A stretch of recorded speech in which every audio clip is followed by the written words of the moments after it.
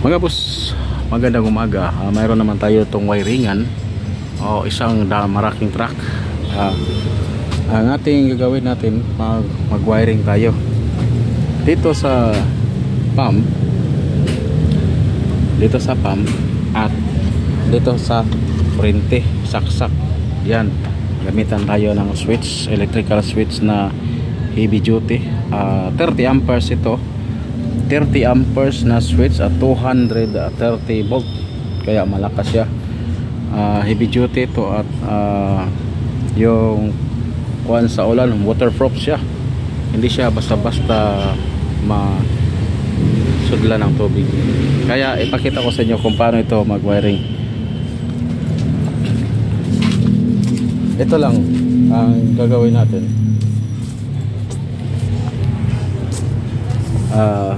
Mayroon itong tatlong terminal. Yan, usa. Yan. Line 1, line 2, line 3. Ito. Ito pa rin. Gagawin na lang natin. Ito siya, mag-connect doon sa pump. Pump ito. Then ito namang dalawa ay connect sa wire. So sa AC. Line 1, line 2. Okay, sa AC. Yeah, ito na ang gagawin natin. Ito na. Yan. Off siya, ka-switch siya. Switch niya off. Ang gagawin natin ay itong wire na ito, black at brown at black at yung itim, ay galing ito sa dito.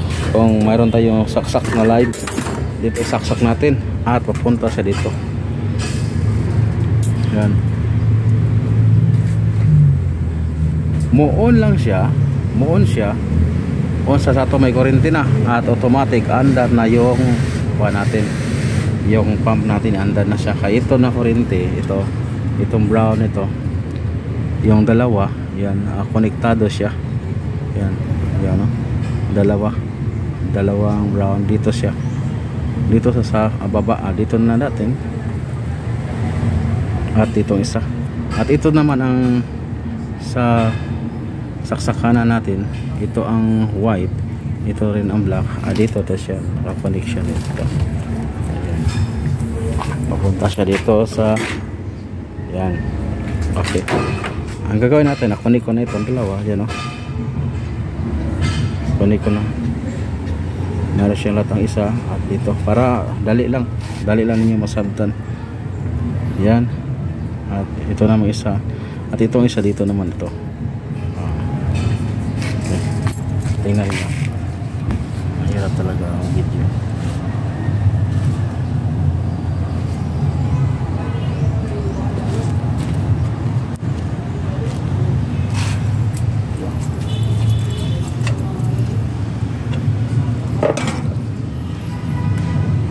Ito siya, kailangan mo lang itakit ito. Gamit ko ng Phillips screw. Okay. Kada piece ito ay ito siya. Samahin mo na sila.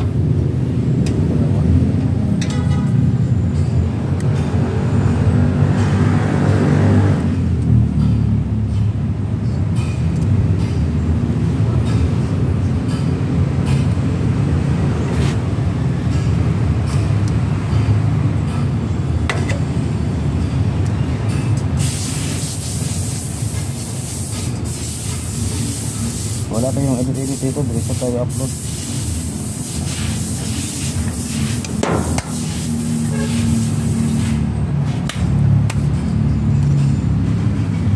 Okay.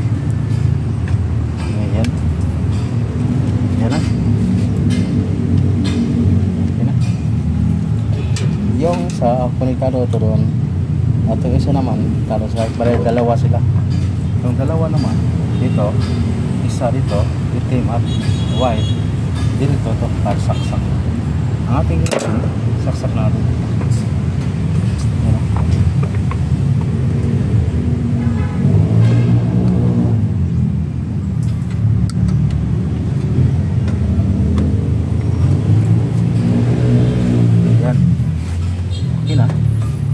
ang gagawin natin, lagyan natin ng screw. Ito doon.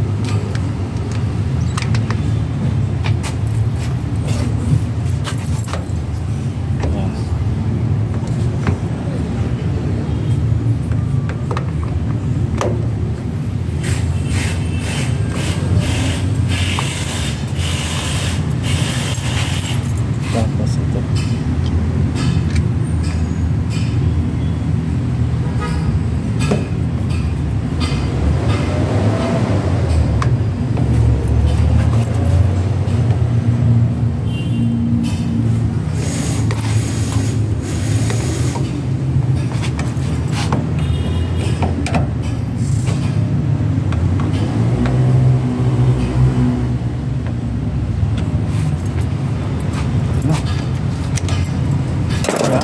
One. Okay. One.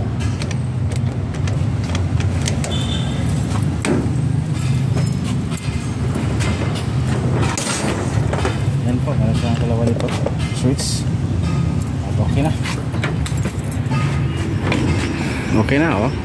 Oh. Ganyan lang po ang pag wiring sa water pump gamit ang switch. Heavy duty ito. Kailangan pa mayroon tayong switch kaya importante para sa mga yung malakas ang ulan. At okay na. Yan po. Kapag mayroong negosyo ito, yan lang ang susundan nyo para hindi kayo magastuhan sa mga electrical wiring kasi mahal ron para makasiba.